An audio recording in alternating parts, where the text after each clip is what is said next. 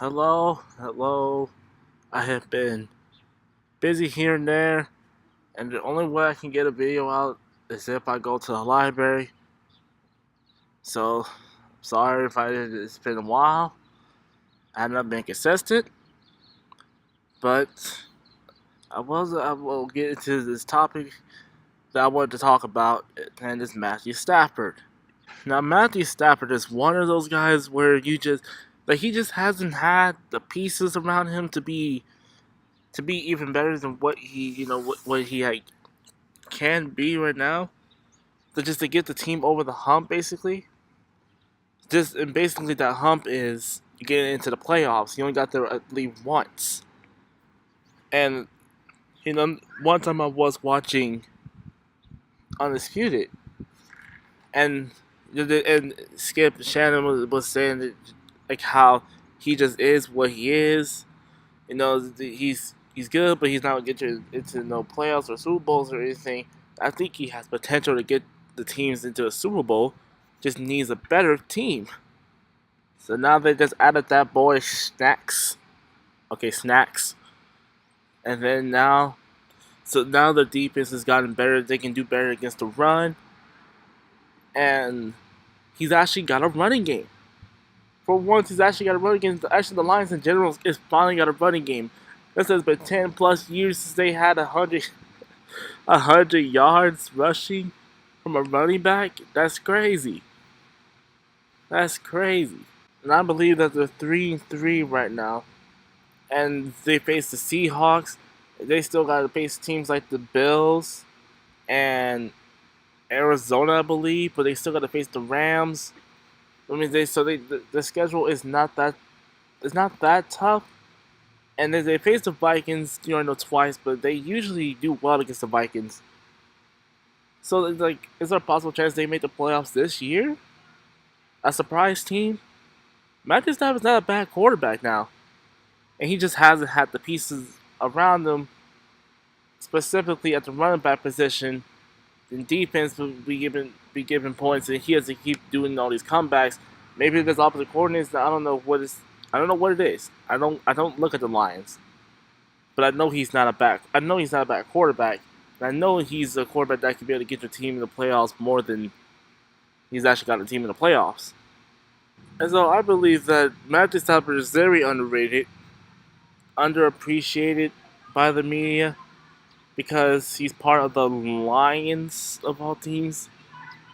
And I'm sorry to make it seem like if it's just nothing, but Lion fans know the franchise. They're not going to get a lot of coverage. But beside all that, you do know that from like 2014 from now, he leads the league in comebacks. Not here comeback king for Brady, but you can argue that Matthew Stafford is the comeback king, and whoever you want to put it as. They say Brady or Rodgers just because they're more known, they're more out there, but possibly Matthew Stafford could be the best at it.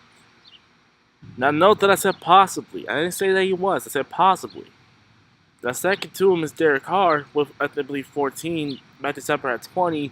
Comeback wins in the fourth quarter. But here's the thing is that Matthew Stafford kind of always been in the same. He seemed like he's been in the same position as Aaron Rodgers been in. Except for like Aaron Rodgers in Green Bay. And he's got a offensive coach. And Aaron Rodgers is a better quarterback than Matthew Stafford. But Matthew Stafford is he gets you he's good enough, but just not as good as Aaron Rodgers. Now he's had a lot of 7-9s and 9-7s, maybe some 8-8s. Now note that Drew Brees has a lot of 7-9 seasons. And maybe some 8-8s and maybe some 9-7s. But it doesn't take away from what he's done. He's still one of the greater quarterbacks to ever play the game. So, it's all about the pieces around you and also the defense. Because Drew Brees went without a defense for years. Having to throw 5,000 yards almost every year still only goes 7-9. So, it's not all Matthew Stafford's fault as to why they're not making the playoffs. But getting back to, I wasn't say Aaron Rodgers, Matthew Stafford. He's had Calvin Johnson for a few years, and they made the playoffs at one time, and I don't think they didn't get anywhere. And then he leaves after a while, and it possibly could have benefited Dan Carr. It possibly could have benefited Matthew Stafford because he starts spreading the ball more instead of just like overly relying on that one receiver. And you can possibly argue that Matthew Stafford is probably the second best quarterback in that division. Aaron Rodgers being first, you can have Kirk Cousins or Matthew Stafford. Is just that's your choice. I'm not going to just say who. One thing is, like I said, Matthew Stafford is just that quarterback that just gets underappreciated by the media, and he's the he's gonna have to always live under the shadow of like Aaron Rodgers, just because of, especially since Green Bay gets a lot of media attention. So he was gonna end up always living under that shadow, and you just wonder, just like how good or great can he be, with the pieces around him, with the running backs and stuff like that. And this season might show, or maybe next season, but you gotta remember they gotta do coach. So we'll see what all happens. I think they could possibly make the playoffs in this NFC, in this stacked NFC, because you're gonna have the Rams, you're gonna have Green Bay that's trying to fight for it. Yeah, I don't think they're ready yet. They just don't have that team. I know they got Aaron Rodgers, but they just don't have the team for it. You got the Vikings. You got Seattle trying to fight for it. I don't think they're ready yet either, but Seattle's trying to fight for it. And you got the Bears. I don't think they're necessarily ready yet either. They might end up being last in their division again, but they're not a bad team. And then you got the Panthers, and we'll see what Atlanta will do. Then you got New Orleans. They're for sure making the playoffs. You have the Redskins, Philadelphia. You have maybe Dallas. Maybe Dallas. I don't think they're ready either, but maybe Dallas. So there's a lot of competition in that NFC conference.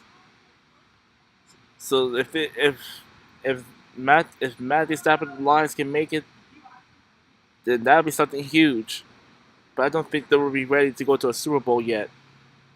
Not when you have teams like the Rams and the Vikings, even though they tend to beat the Vikings. So it's looking like Stafford has the pieces around him. He's got the receivers. He's got some good receivers. He's got a good running back, as long as he can stay healthy. His line, if I'm not mistaken, is decent. All he would need for the defense is just to make some plays and know the defense to help win some games too.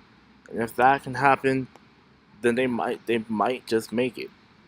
Now tell me, what do you think of Matthew Stafford? Do you think he's underrated, overrated? Is he just not good enough to get the team over the hump?